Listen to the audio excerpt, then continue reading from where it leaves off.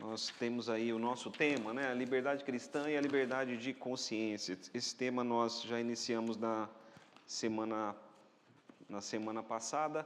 Hoje nós vamos dar continuidade. Ok? Então você que perdeu semana passada, por favor, veja a lição gravada.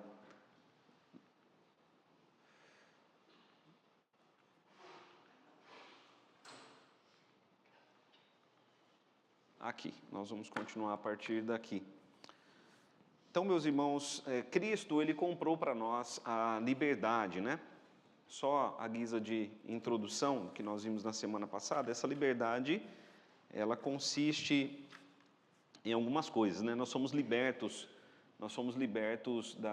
da lei, por exemplo, né? Hoje nós não somos salvos pela lei, mas nós somos salvos pela graça, né? Pela fé em Cristo Jesus. Então, toda aquela lei que está lá no Antigo Testamento, aquela lei cerimonial, a lei civil, nós estamos libertos dessa lei, estamos livres dessa lei.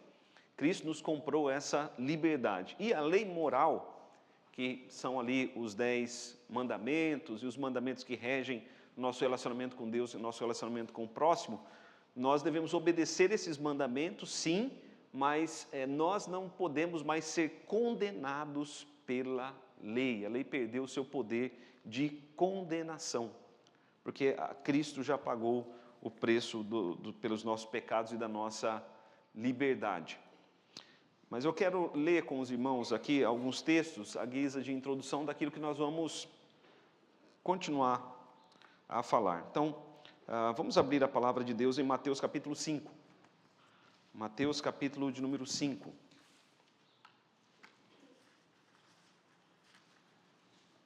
Mateus capítulo de número 5.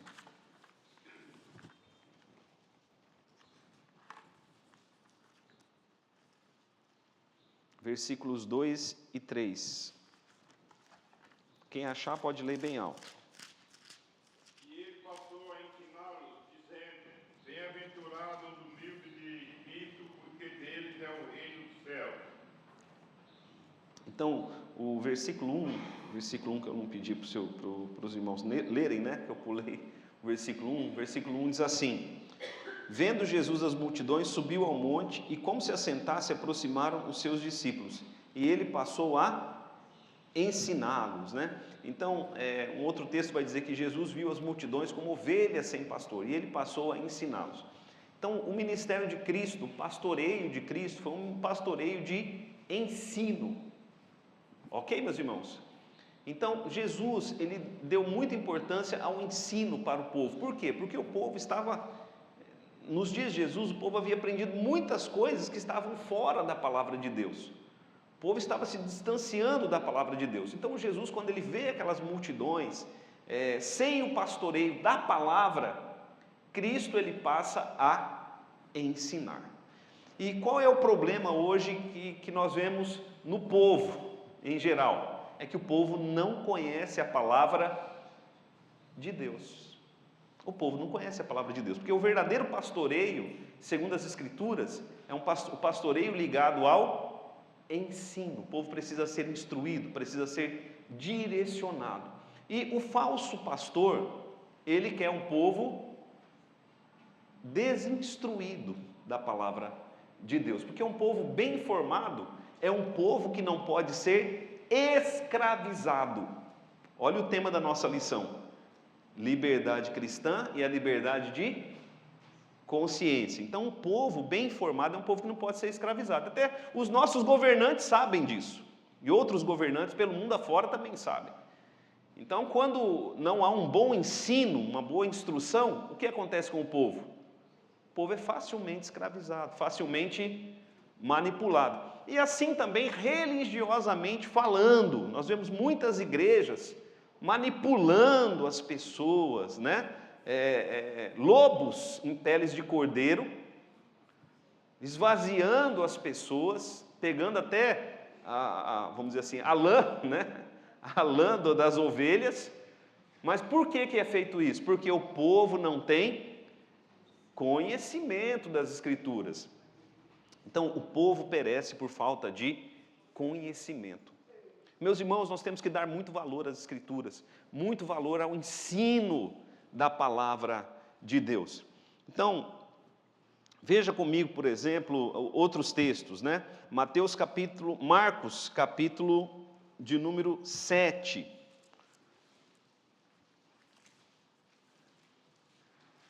Um povo sem instrução não é um povo livre. Um povo sem instrução não é um povo livre. Marcos, capítulo de número 7.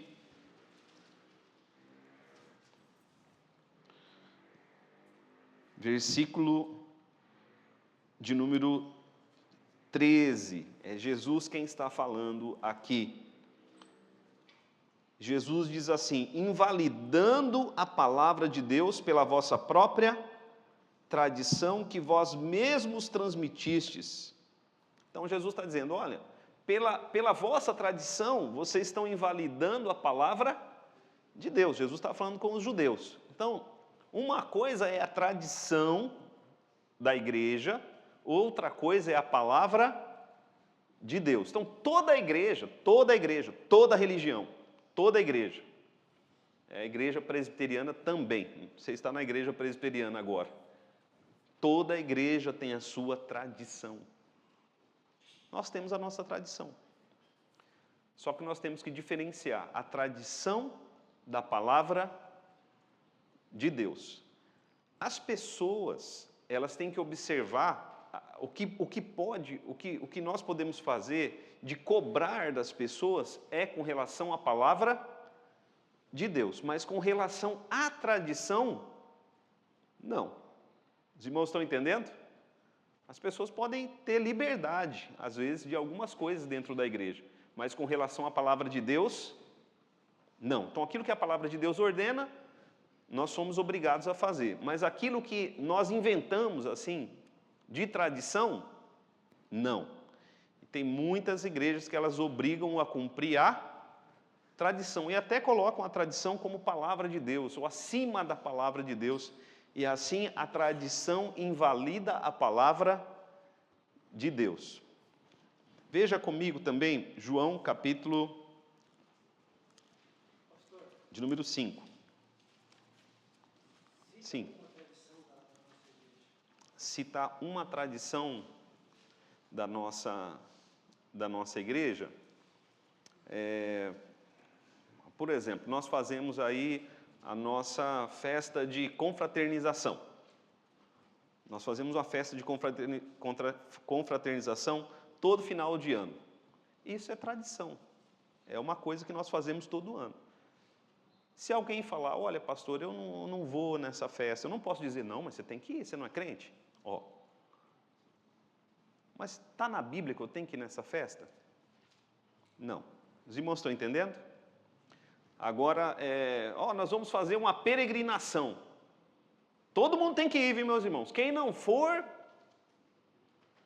quem não for vai perder o ministério aqui da igreja. Não. Até na Bíblia que tem que fazer esse... Agora, adoração todo domingo, está nas Escrituras? Tá. Nós temos um dia de adoração. É claro que a igreja cria normas. Nós criamos, por exemplo, o horário do nosso culto. Nós é que criamos. Mas a adoração, ela está nas Escrituras. Então, algumas coisas são tradição, outras coisas são palavra de Deus. E pela tradição, nós não podemos invalidar a palavra de Deus. Os irmãos vão entender depois, observando outros textos da Escritura. Por exemplo, uma tradição da nossa igreja, outra tradição da igreja, o pastor pregar de terno.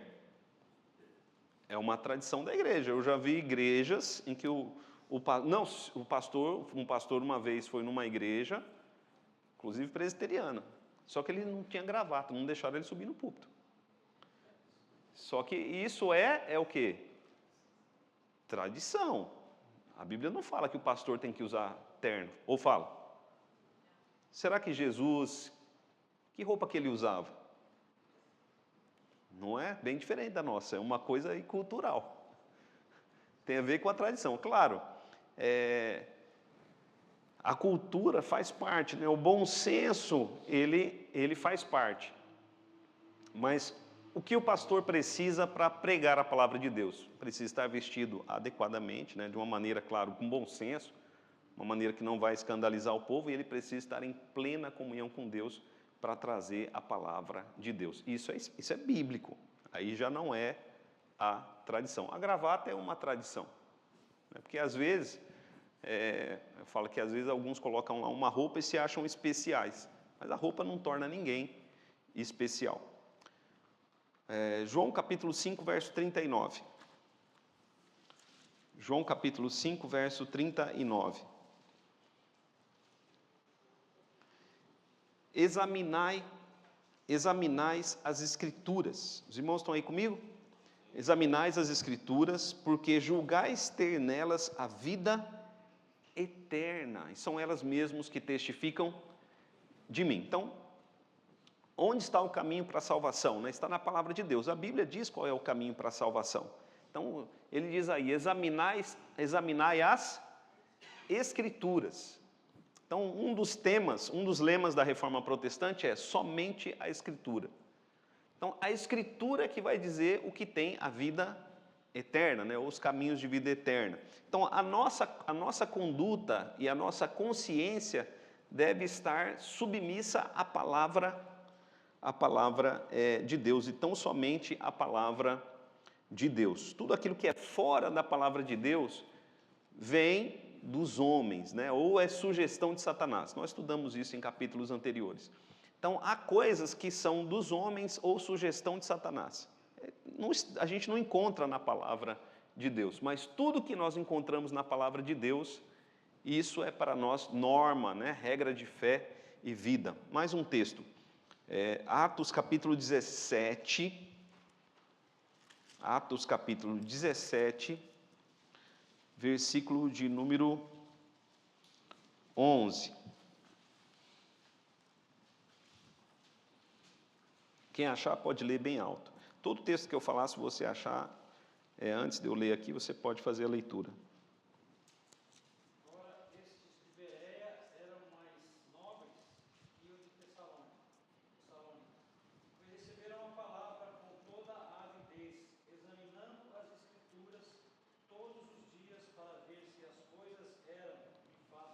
Então, o apóstolo Paulo pregou a palavra em Bereia.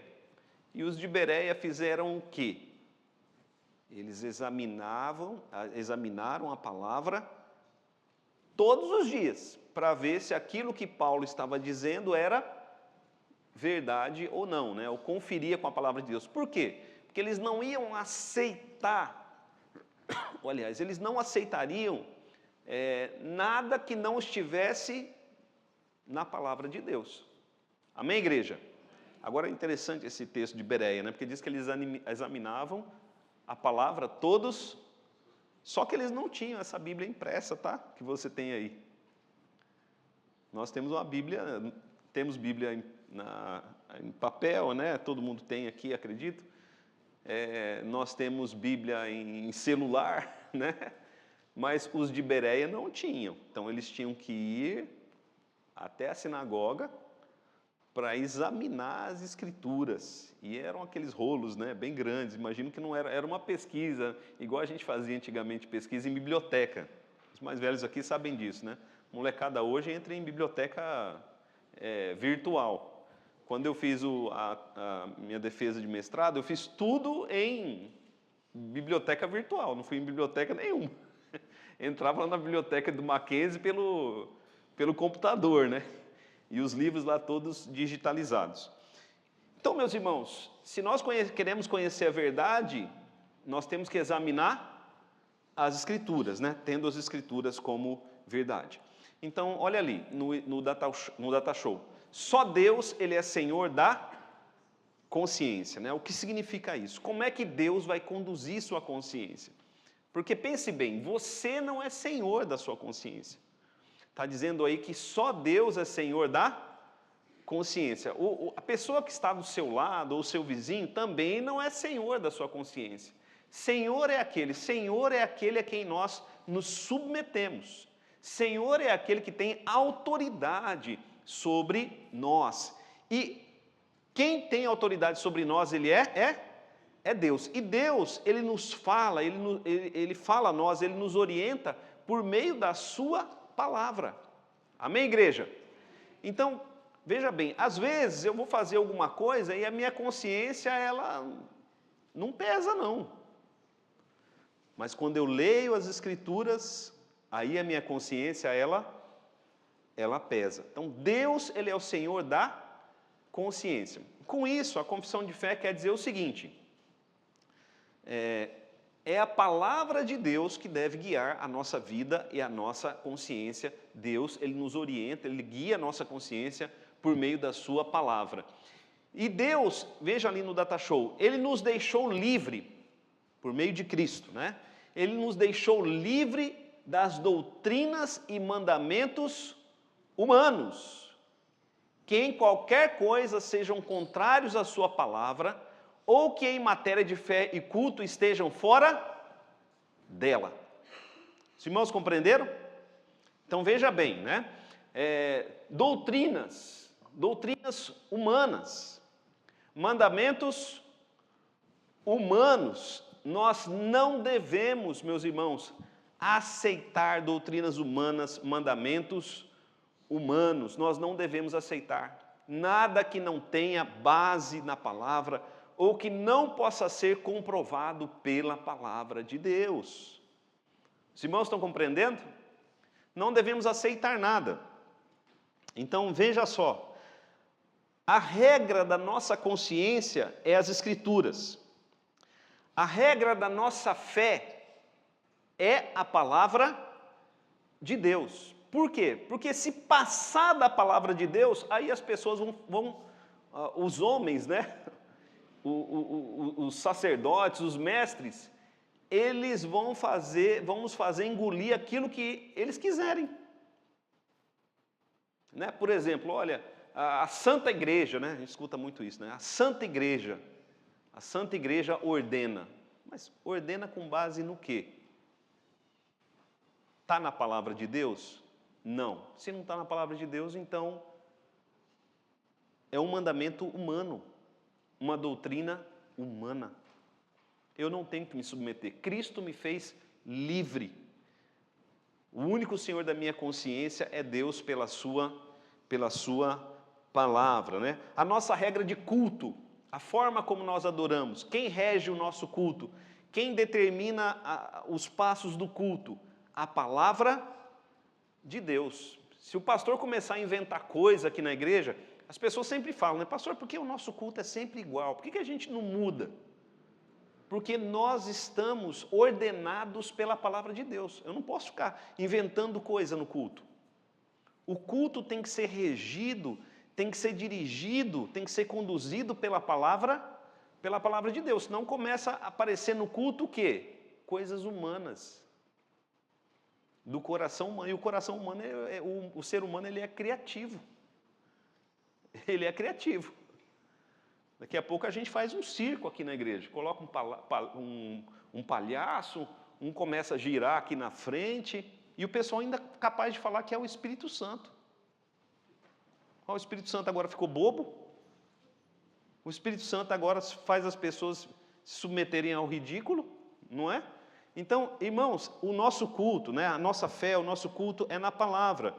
Até mesmo a disciplina na igreja.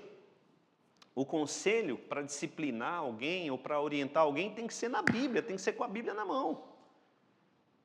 Se a Bíblia não disser que é pecado, eu não posso dizer que é pecado. Ah, pastor, mas o senhor está me disciplinando com base no quê? Com base na palavra de Deus. Se eu não mostrar na palavra, a pessoa pode dizer, pastor, aí o senhor está inventando. Aí já é coisa sua, não é coisa de Deus. Então veja só, Deus então ele nos deixou livre de doutrinas e mandamentos humanos, que em qualquer coisa sejam contrários à sua palavra ou que em matéria de fé ou de culto estejam fora dela. Vejamos ali Atos capítulo de número 4. Atos capítulo de número 4. Atos capítulo 4.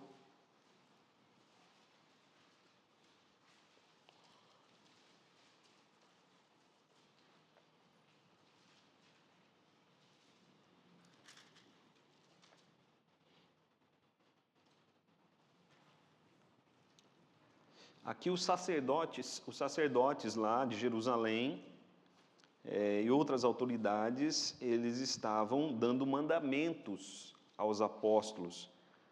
Atos capítulo 4, verso 19. Olha o que Pedro e João disseram, né? Mas Pedro e João lhes responderam: julgai se é justo diante de Deus, ouvir-vos a vós outros do que a Deus. Olha só, né? Ó, vocês são sacerdotes, muito bem. Vocês são autoridades religiosas, muito bem. Pedro disse, mas eu não posso deixar de ouvir Deus e ouvir vocês.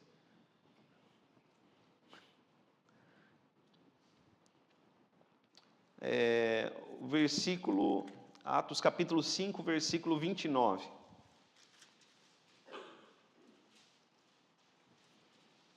Quem achar pode ler bem alto.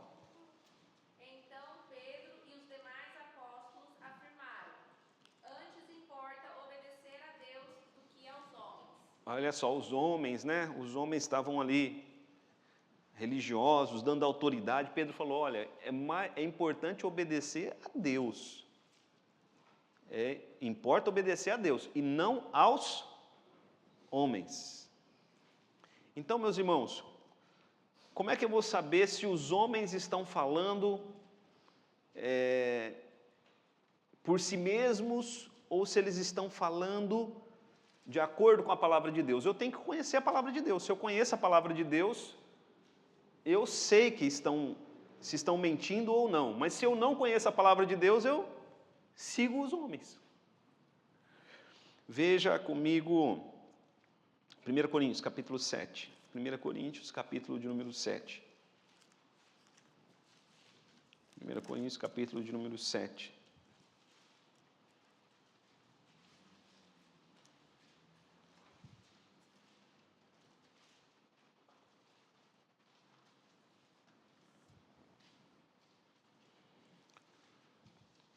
Muito interessante esse versículo e muito forte, né? 1 Coríntios capítulo 7, verso 23. 1 Coríntios capítulo 7, verso 23. Diz assim: por preço fostes comprados, não vos torneis escravos de homens. Ele não está falando aqui de uma escravidão física, mas ele está falando de uma escravidão de consciência, de uma escravidão de hábito de vida, né? Paulo está dizendo, olha, Cristo comprou para vocês a liberdade, então não vão se submeter a leis humanas, que alguns religiosos às vezes querem transmitir. Cristo deu liberdade a vocês, uma liberdade. Então, Paulo estava falando especialmente aqui de alguns que diziam, tem que observar isso, tem que observar aquilo, aquelas leis cerimoniais das quais o povo de Deus já havia sido libertado. Paulo diz, olha, não vos torneis escravos de homens. Veja ali Mateus capítulo 15. Os irmãos estão entendendo?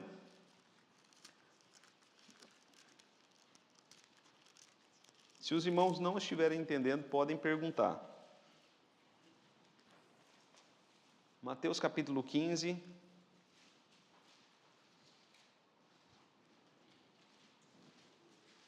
Versículos 8 e 9.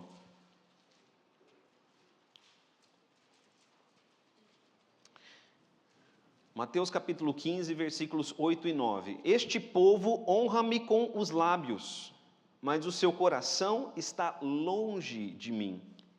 E em vão me adoram, ensinando doutrinas que são preceitos de homens, né? Olha só, em vão me adoram, ensinando doutrinas que são preceitos de homens. Então, olha só, né? As doutrinas, quando elas não têm base na palavra de Deus, elas não têm valor nenhum. Elas não têm peso nenhum espiritual. São doutrinas de homens. Presbítero Ismael. Tão importante, né, e nós ministrar também que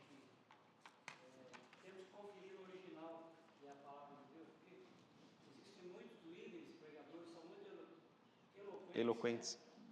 E o ser humano, na maioria das vezes, nós somos levados por emoções. Sim. E Uma boa musiquinha de fundo. boa oratória, né? Um bom ambiente de emoção, pode levar a pessoa a acreditar no que não é a verdade. Muitos têm sido levados por isso. E a gente se emociona com aquilo que não é verdade. A gente até chora. Você já assistiu o filme? Você assistiu o filme lá, chega naquela determinada cena e você faz o quê? Chora, se comove, não é? Tudo uma invenção ali. Mas você, se não é baseado em fato real, né? É tudo invenção. Mas você se emociona, você chora. Você se liga ali ao ator, à cena. Você torce para que dê certo para a pessoa e, ok? Com relação ao pregador, a mesma coisa. O pregador, ele faz o povo chorar. Eu já fui em uma igreja uma vez, o pastor estava pregando só heresia e o povo chorava. E eu falava, meu Deus, o que está acontecendo aqui? Os irmãos estão compreendendo? E conhecereis a verdade vos libertará. Se você não conhecer a verdade, você vai corre o risco de seguir o erro, ok? Então, antes de dar a palavra aqui a outros irmãos, veja só, os reformadores, o que foi a reforma protestante? Os reformadores, eles começaram a questionar. Mas, por exemplo, o Tetzel, só um minuto.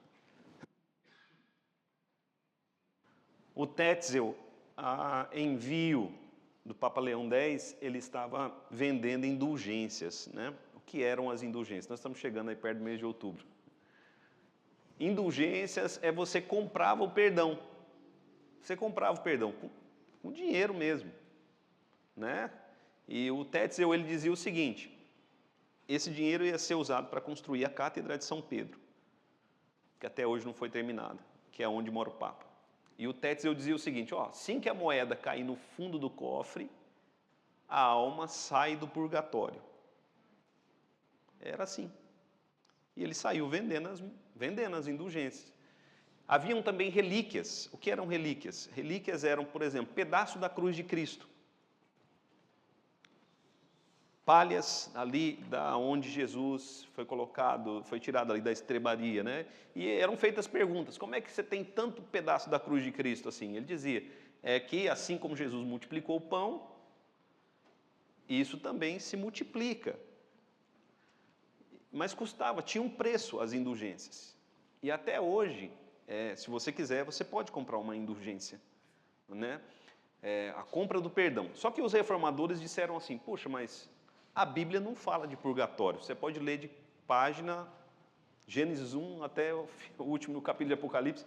Você não vai achar nada sobre purgatório. E a Bíblia fala que a salvação, ela é o quê? De graça. Deus dá de graça. Amém, meus irmãos? É de graça, não tem preço. É de graça. Eles começaram a questionar. Não está nas Escrituras. E começaram a questionar muitas coisas. Estou só citando um exemplo. Começaram a questionar muitas e muitas coisas. Muitos reformadores, porque a reforma não foi um ato de um dia. A reforma foi algo que aconteceu em séculos. 31 de outubro de 1517, vamos dizer assim, foi o clímax. É uma data, vamos dizer assim, que nós separamos para celebrar a reforma protestante. Mas muitos morreram por causa dos seus questionamentos. Mas essas tradições, elas invalidavam a palavra de Deus, porque se a pessoa compra a salvação então já não é pela graça, ela invalida a palavra de Deus, né? Essa tradição. Pela vossa tradição invalidastes a palavra de Deus. Mas o povo que não conhecia a palavra e era proibido de ler a palavra até, seguia, porque era um povo cego, não tinha conhecimento. Então, sem conhecimento, o homem ele é facilmente seduzido, né? Facilmente levado. Você queria falar, Celso? Não? É que você estava assim, ó. Achei que você queria falar. 1517. 1500.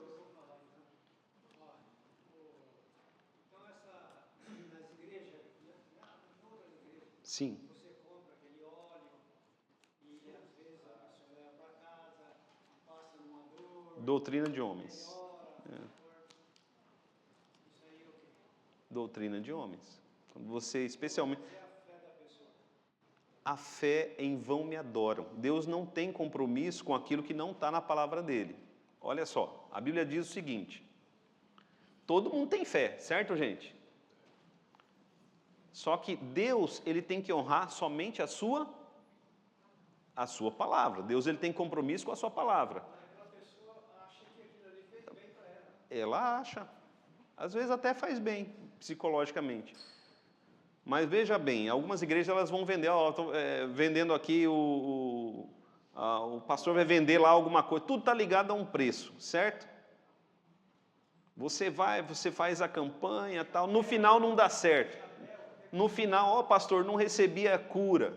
É que você não teve fé, você precisa fazer de novo. É assim.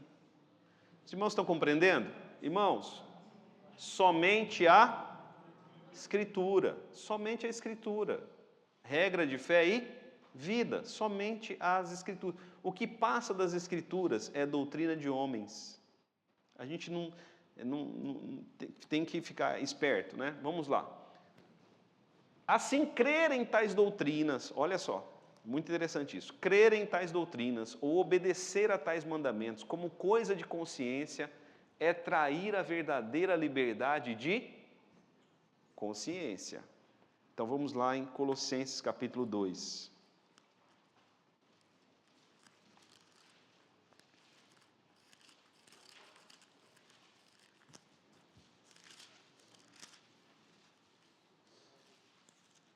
Colossenses capítulo 2. Aí se você me perguntar assim, pastor, milagres acontecem nesses lugares? Eu vou dizer que acontece. Lembra o que Jesus falou lá? Eles vão dizer no último dia, Senhor, em teu nome fizemos milagres, expulsamos demônios. Jesus vai dizer para eles o quê? Nunca vos conheci, apartai-vos de mim, vós que praticais a iniquidade. Colossenses capítulo 2, versos 20 e 23.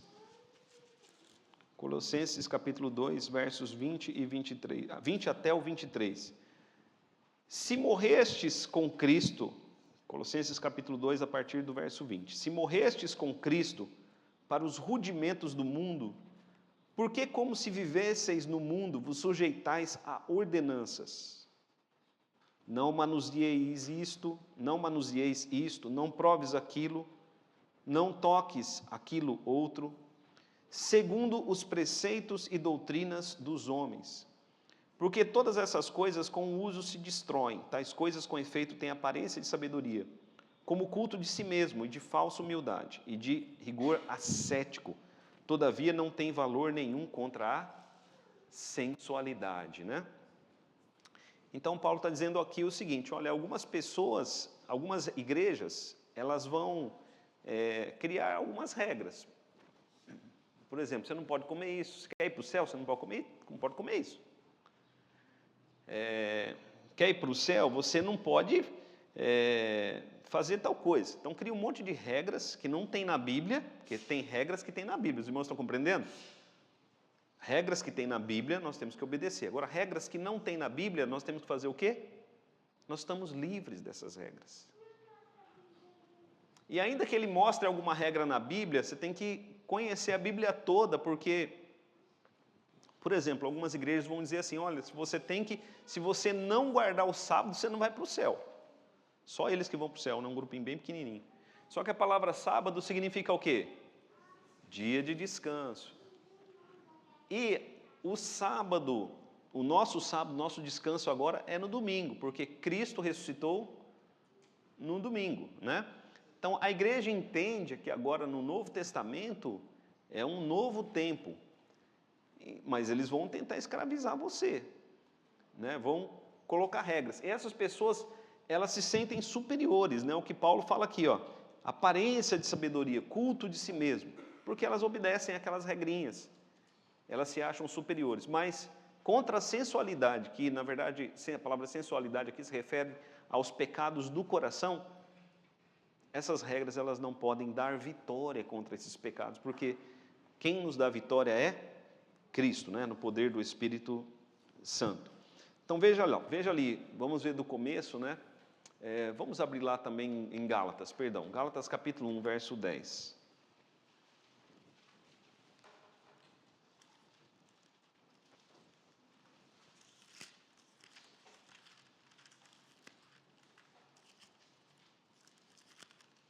Porventura procuro eu agora o favor dos homens ou de Deus? Ou procuro agradar a homens? Se agradasse ainda a homens, não seria servo de Cristo. Quando Paulo fala isso, ele, no contexto, ele deixa claro que ele anuncia toda a palavra de Deus. Ele não traz a palavra para agradar os homens, né?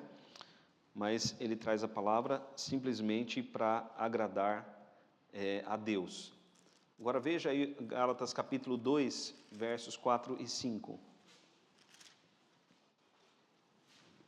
E isso por causa dos falsos irmãos que se entremeteram com o fim de espreitar a nossa liberdade que temos em Cristo Jesus e reduzir-nos à escravidão, aos quais nem ainda por uma hora nos submetemos para que a verdade do Evangelho permanecesse entre vós. Então ele diz, né, espreitar a nossa liberdade em Cristo Jesus e reduzir-nos o quê? A escravidão. Por quê? Porque eram pessoas que estavam exigindo, por exemplo, que os crentes deveriam ser circuncidados. Eles estão falando, olha, o Antigo Testamento fala de circuncisão, então os crentes precisam ser circuncidados, eles estavam pregando. E Paulo disse, olha, não no Novo Testamento. Cristo nos libertou disso. Agora nós estamos livres disso. Nós não mais precisamos ser circuncidados. O que precisa agora é ser batizado. Então, se alguém coloca essa regra, você como cristão tem que dizer, eu não me submeto a essa regra, porque não é uma regra do Novo Testamento, não é uma regra da palavra de Deus. Então veja ali, né? Assim, crer em tais doutrinas ou obedecer a tais mandamentos como coisa de consciência é trair a verdadeira liberdade de consciência. E requerer para as pessoas, né, fé implícita e obediência cega e absoluta é destruir a liberdade de consciência e a mesma razão. Por que eu estou dizendo isso? Porque, às vezes, algum líder religioso pode dizer assim, você tem que me obedecer porque eu sou ungido de Deus, eu falo em nome de Deus. Já ouviu coisa assim semelhante?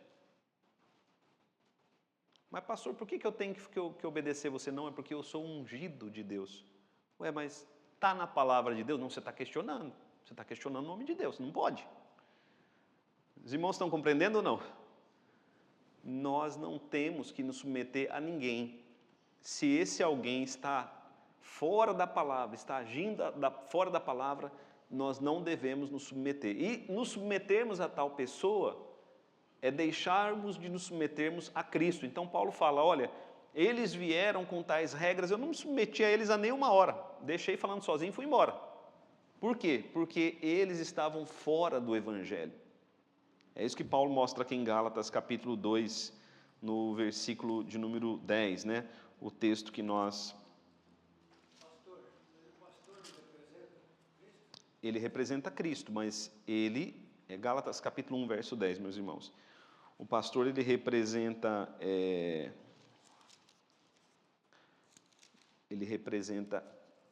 só falei o texto errado aqui, só um minutinho. É 2, 4 a 5, né? Verso 4, é isso mesmo. Aí no verso 5 ele diz, os quais nem ainda por uma hora nos submetemos, para que a verdade do Evangelho permanecesse entre vós. O pastor Sebastião, ele é um homem de Deus, só que ele é um homem de Deus desde que ele esteja dentro da palavra de Deus. Então, na hora do nosso batismo, da nossa profissão de fé, nós falamos assim, você promete se submeter à igreja, né, e às autoridades da igreja, enquanto estas autoridades forem fiéis à palavra de Deus?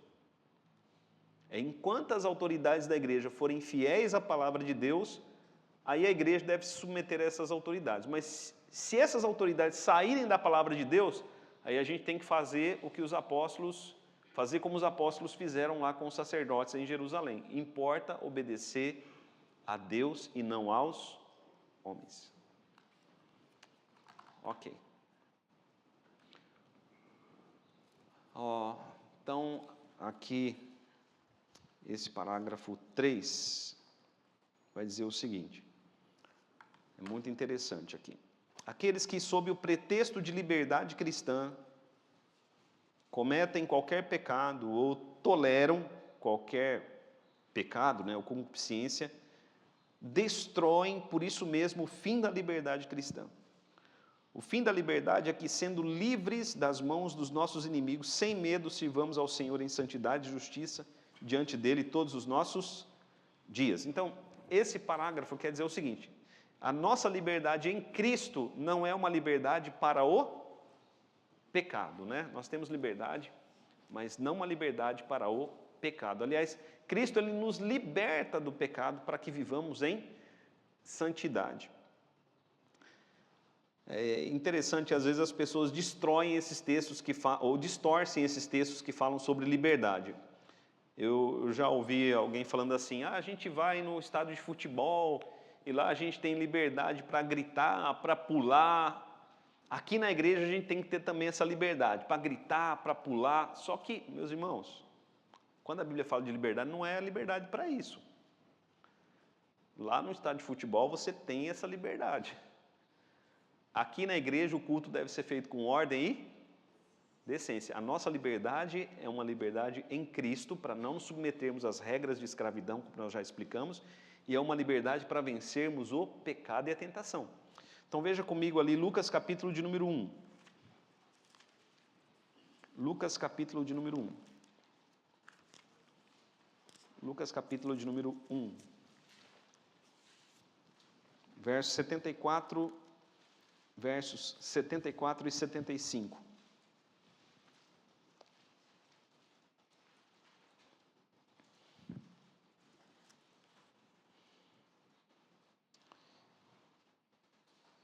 De conceder-nos que, livres das mãos de inimigos, o adorássemos sem temor, em santidade e justiça perante Ele todos os nossos dias. Né? Então, por que nós adoramos a Deus agora sem temor? Porque nós não estamos debaixo da lei, sim, e sim da graça. Né?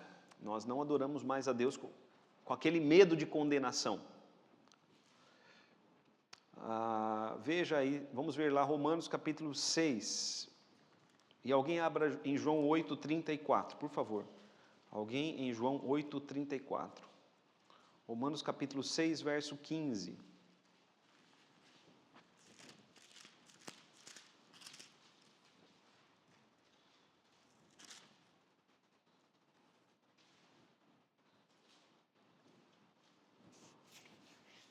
Alguém pode ler João 8:34? Replicou-lhes Jesus: em verdade vos digo, todo que comete pecado é escravo do pecado.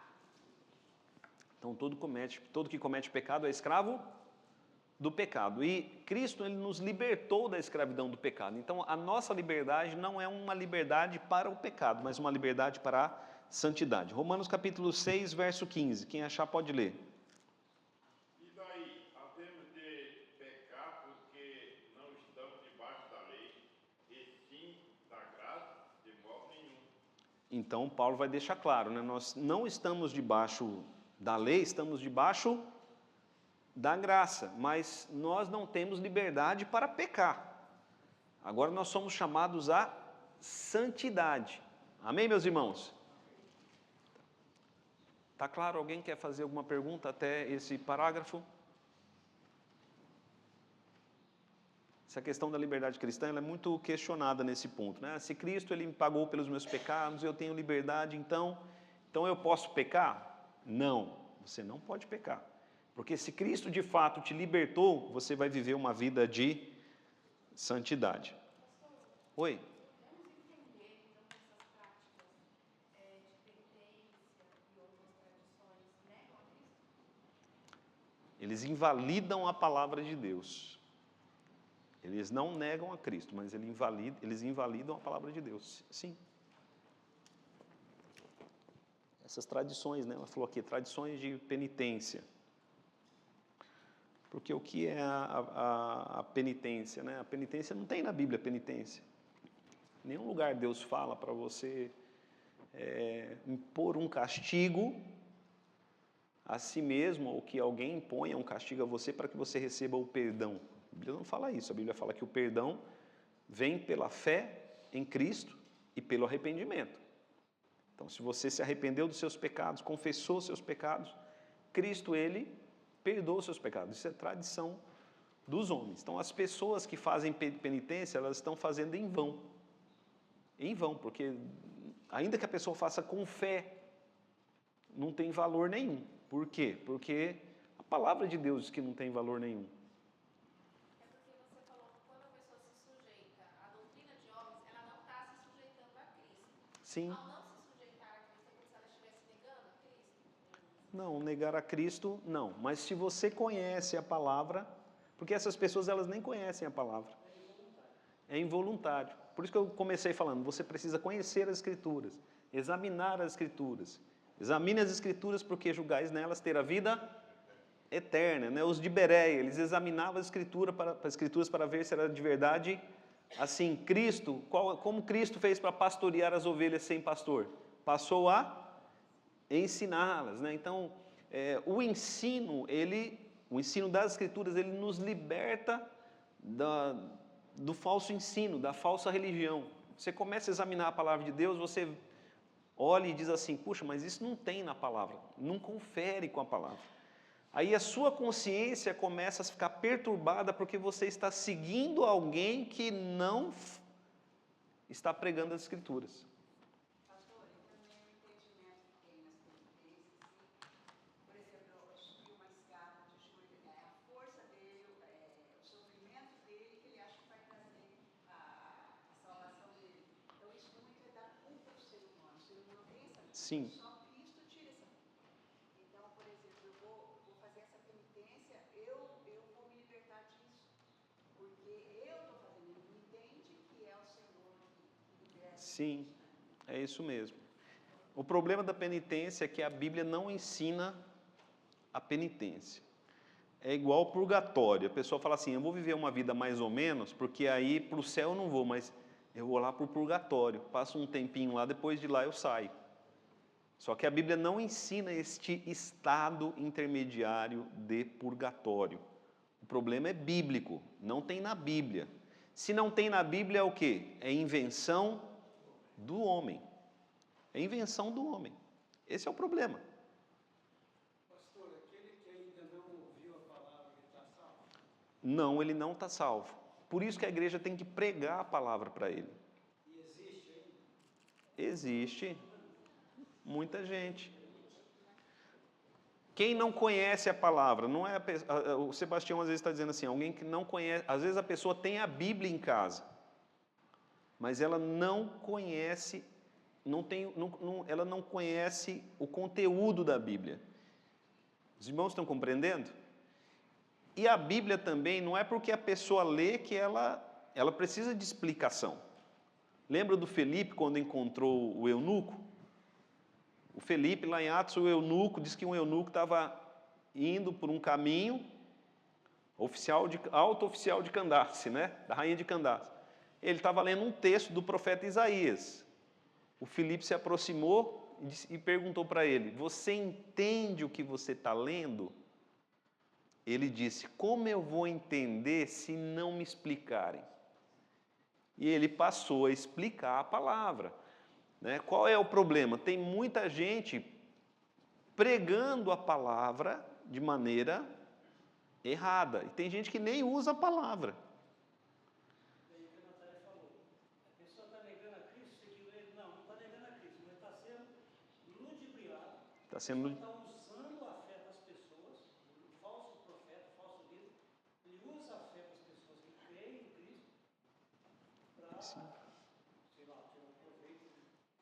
Exatamente. Ou nem sempre para tirar o proveito também. Só ele ouvindo, então, Não. Ele precisa conhecer a palavra. Jesus disse, a fé vem pelo ouvir e ouvir a palavra de Deus, né? Jesus não, Paulo disse em Romanos.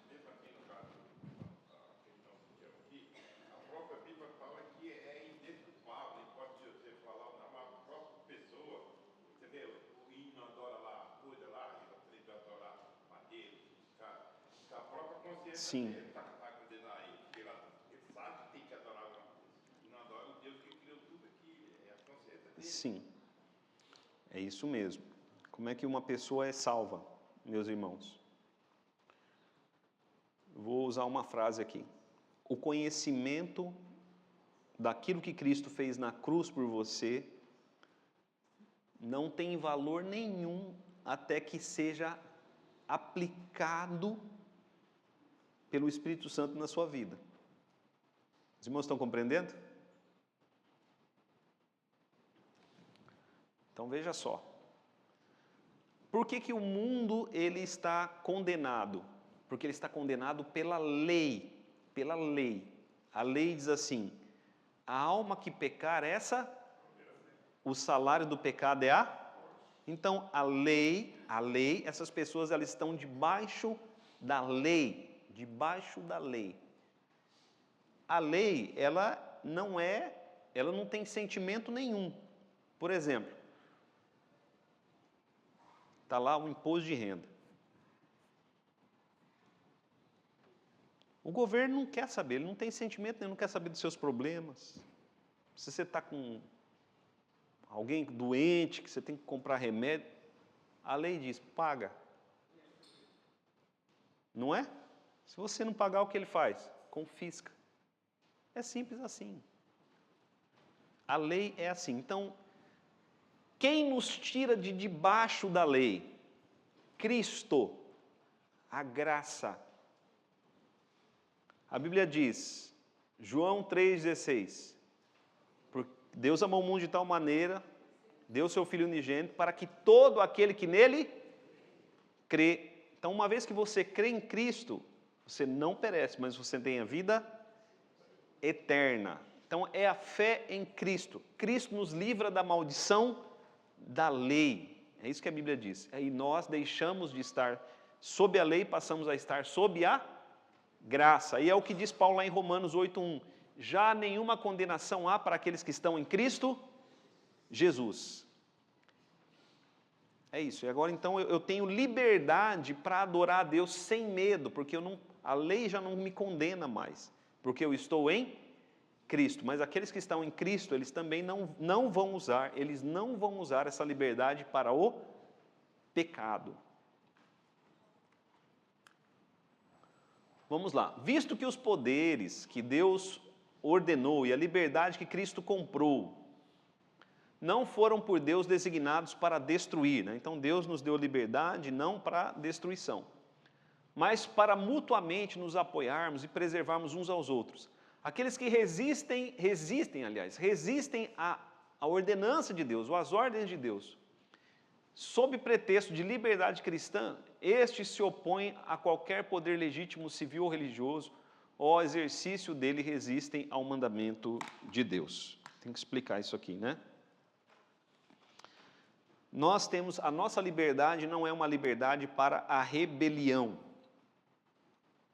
Vamos ver lá 1 Pedro capítulo 2. A nossa liberdade não é uma liberdade para a rebelião contra as autoridades.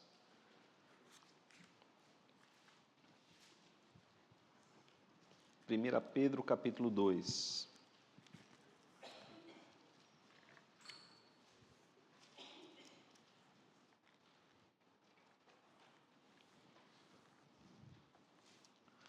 A partir do verso de número 13.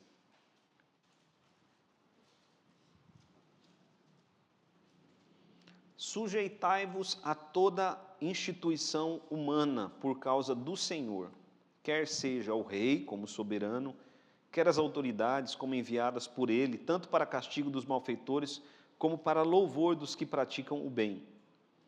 Porque assim é a vontade de Deus, que pela prática do bem façais emudecer a ignorância dos insensatos. Como livres que sois, não usando todavia a liberdade por pretexto da malícia, mas vivendo como servos de Deus, tratai todos com honra, amai os irmãos, temei a Deus, honrai ao rei. Então ele vai dizer o que é o seguinte: nós temos liberdade.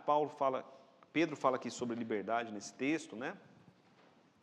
Só que a nossa liberdade não é uma liberdade para afrontar, para quebrar regras. Os irmãos estão entendendo? Para nos levantarmos contra o Estado, a não ser que o Estado esteja nos obrigando a desobedecer a palavra de Deus. Se o Estado disser, não façam mais culto, aí a gente tem que desobedecer o Estado. Que importa mais obedecer a Deus do que aos homens. Mas, se os nossos governantes estão pedindo coisas que são legítimas, nós devemos nos submeter aos governantes, né? Diz aqui, ó, sujeitai-vos a toda instituição humana. O que é instituição humana? É o prefeito, o juiz, né?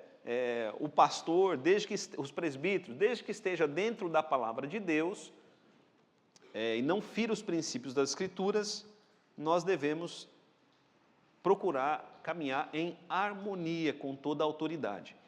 Porque Deus criou as pessoas, né? Deus criou as coisas, Deus criou os animais, Deus criou tudo, mas Deus também criou algumas instituições. Então Deus criou a família, é uma instituição criada por Deus, ordenada por Deus, né? Ele usa a palavra ordenar. Deus criou também os governos, né? Embora as formas de governo sejam diferentes, a Bíblia diz que Deus ele estabelece as autoridades, né, das nações. Ok, último slide, meus irmãos. Se publicarem opiniões, deixa eu ler aqui no meu que... Se publicarem opiniões ou mantiverem práticas contrárias à luz da natureza ou aos reconhecidos princípios do cristianismo concernentes à fé, ao culto ou ao procedimento. Se publicarem opiniões ou mantiverem práticas contrárias ao poder da piedade, ou que, por sua própria natureza, ou pelo modo de publicá-las e mantê-las, são destrutivas, né? Destrutivas à paz externa da igreja ou da ordem que Cristo estabeleceu nela, podem, de justiça, ser processados e visitados com as censuras eclesiásticas. Isso aqui quer dizer o seguinte: se a pessoa ela publicar uma prática, ou ela mesmo, né, se envolver em alguma prática contrária à palavra de Deus, a igreja pode censurar, né, ou disciplinar dentro de um tribunal, vamos dizer assim, religioso. Então, 1 Coríntios capítulo 5, já vou passar a palavra aqui para Fábio. 1 Coríntios capítulo 5, por exemplo, havia um homem que estava possuindo a mulher do seu pai. Olha só que pecado grave, né? Essa pessoa foi o quê? Censurada. Ela foi disciplinada ali eclesiasticamente. Ok, meus irmãos, acho que foi suficiente, né? Vamos curvar nossas cabeças. Coloque seu coração diante de Deus. Esse é um tema não muito fácil, mas acredito que nós passamos aqui para os irmãos. Senhor nosso Deus, em nome de Jesus Cristo, nós pedimos perdão pelos nossos pecados e pedimos, ó Deus, dá-nos mais da Tua Palavra, Pai, que nós possamos estar cheios da Tua Palavra.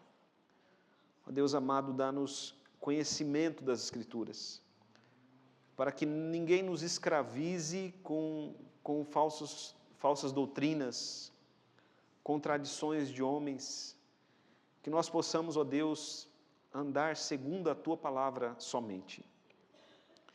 Pedimos, Pai, dá-nos esse entendimento, dá-nos o entendimento da liberdade que Cristo nos trouxe para o Seu povo. Em nome de Jesus nós oramos. Amém.